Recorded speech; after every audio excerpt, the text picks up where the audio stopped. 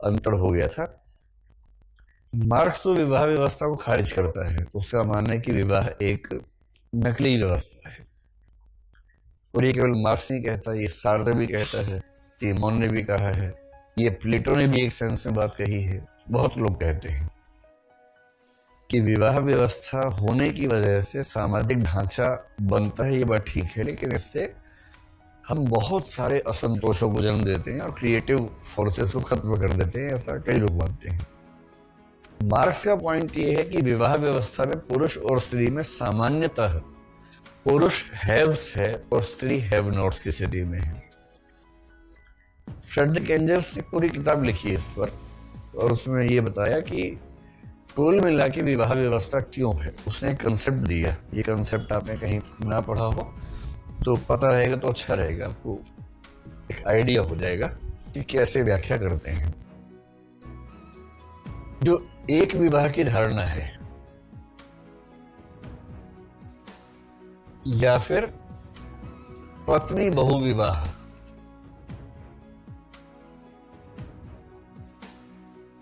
जिन समाजों में बहुविवाह की धारणा है उनमें आमतौर पर पत्नियां एक से ज्यादा होती हैं या पति एक से ज्यादा होते हैं। पति एक से ज्यादा केवल एक हमें उदाहरण मिलता है, द्रौपदी वाला, और वो भी पांडवों की माता जी ने थोड़ा सा बिना सोचे विचारे बोल दिया था। पांडव इतने बड़े मूड थे कि इतना भी नहीं समझ पाए कि भाई माँ से मिस्टेक हो गई तो मिलकर सुधार लेते हैं। आप सोच के देखिए ना यार, सोच के देखिए। माँ देखो क्या लाए हैं, जो भी लाए हो पांचों बांट लो, और पांडवों ने पत्नी को बांट लिया। मतलब माता पिता की बात माननी चाहिए, अच्छी बात है, पर इतना गधा होने की जरूरत है उसके लिए? जैसे हमारे माता पिता ही हैं, अगर हम गलती से ऐसा कह दें कि माँ देखो क्या लाए हैं, और माँ कहें कि बेटा बांट लो सब लोग,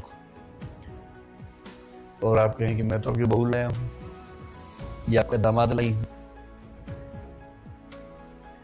खाली बहू लेके जाते, दामाद नहीं लेके जाते, वो तो लेके जाएंगे बेटा कभी। और माँ बिना देखे कहेगी बेटा जो कुछ भी लाए हो पूरे मोहल्ले में बांट लो, और बेटे के क्या बोलती हूँ माँ, मैं दामाद लाई हूँ आपका मिलवाने के लिए आपसे। तो इसके बाद माँ क्या कहेगी उसके बाद कि मुझसे गलती हो गई, मैं ये नहीं कहना चाह रही थी, मेरा भाव ये नहीं था, मुझे लगा तुम प्रसाद लाई होगी, मंगलवार है, हर मंगलवार को लाती हो तो मुझे लगा प्रसाद लाई होगी। तो माँ सुधार लेगी ना गलती को, बेटी भी सुधार लेगी।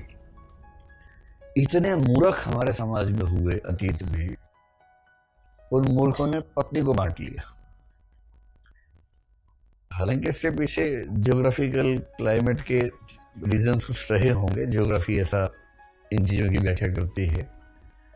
दुनिया भर में आमतौर पर जब भी पॉलीगैमी की ओर बढ़ते हैं, पॉलीगैमी ने बहुविवाह की ओर बढ़ते हैं, तो पॉलीगैमी आमतौर पर पत्नियों की पॉलीगैमी होती है, जिसको पॉलीगिनी शायद बोलते हैं।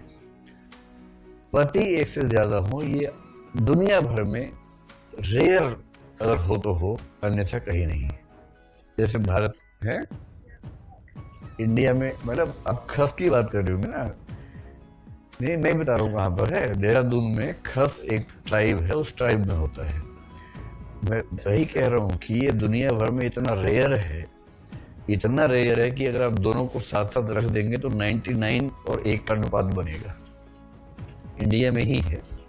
अगर आप कभी देहरादून के पास जाएं तो एक इलाका है जौनसार बाबर परगना, वहाँ खस एक प्रजाति है, जनजाति है, खस ट्राइब है। उसमें आज तक ये सिस्टम चल रहा है कि जितने भाई होंगे उन सबकी एक ही पत्नी होगी। उसकी वजह ज्योग्राफिकल है, उसकी वजह कृषि भूमि का कम होना है। तो कुछ और भी ट्राइब्स में है पुरुषत्वेमी एक ट्रेडिशन होता है, जिसका मतलब जैसे 3 भाई हैं उनकी एक ही पत्नी है। बच्चा किसका ये कैसे तय हो, डीएनए फिंगरप्रिंटिंग तो होगी नहीं हर जगह। तो क्रम से जो पहला बच्चा होगा सबसे बड़े भाई का मान लिया जाएगा, दूसरा नंबर 2 वाले का मान लेंगे, इस तरह से वो मान के चलते हैं।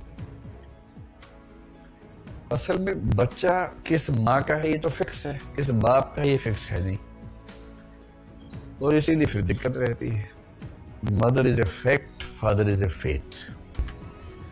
माँ एक तथ्य है, पिता एक विश्वास है। एक कहावत है, ये एक कहावत है, प्रसिद्ध कहावत है, और अफ्रीकन कहावत तो और खतरनाक है, मदर्स बेबी फादर्स मेबी। कहावत है, बहुत प्रसिद्ध कहावतें हैं, मदर्स बेबी फादर्स मेबी। तो दुनिया भरोसे पे चलती है, तो उस भरोसे पे ही चीजें चलती हैं, ठीक भी है। तो मार्क्सवाद ये मानता है कि इन दोनों सिस्टम से क्या होता है। देखिए, सारा खेल है संपत्ति का। मार्क्सवाद के हिसाब से सारा खेल संपत्ति का है। एक आदमी ने जिंदगी भर खूब मेहनत करके संपत्ति कमाई, ठीक है। अब मरते समय आदमी चाहता है कि वो संपत्ति अपने पुत्र को दे। पुत्र को क्यों दे? क्योंकि पुत्री चली जाएगी किसी और घर में, तो संपत्ति वहां क्यों जाए मेरी। तो पुत्री को थोड़ा बहुत दहेज वहेज देकर टरका देते हैं, लेकिन संपत्ति पुत्र को मिले। ये इच्छा हर समाज में, हर पितृसत्तात्मक समाज में पुरुषों की है। तो उसके संपत्ति की अधिकारिणी उसकी पत्नी भी नहीं है, उसकी बेटी भी नहीं है, उसकी मां भी नहीं है। संपत्ति पुत्र को मिलेगी। पुत्र को संपत्ति देने में सबसे बड़ा खतरा ये है, ये सबसे बड़ा चैलेंज ये है कि ये कैसे तय हो कि जिस बच्चे को मैं अपना पुत्र मान के संपत्ति दे रहा हूं वो मेरा ही पुत्र है। ये कैसे तय हो?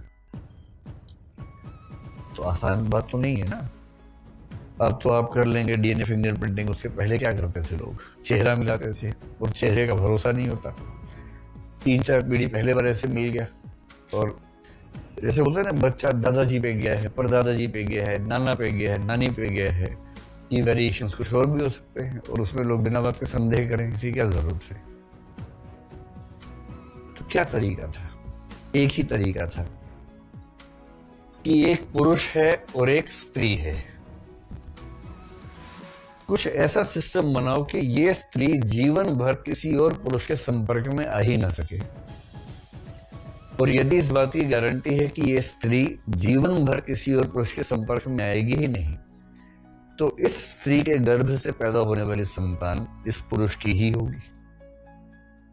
इस कंसेप्ट को बोलते हैं अनडिस्प्यूटेड पैटर्निटी, विवाद रहित पितृत्व की धारणा या निर्विवाद पितृत्व की धारणा।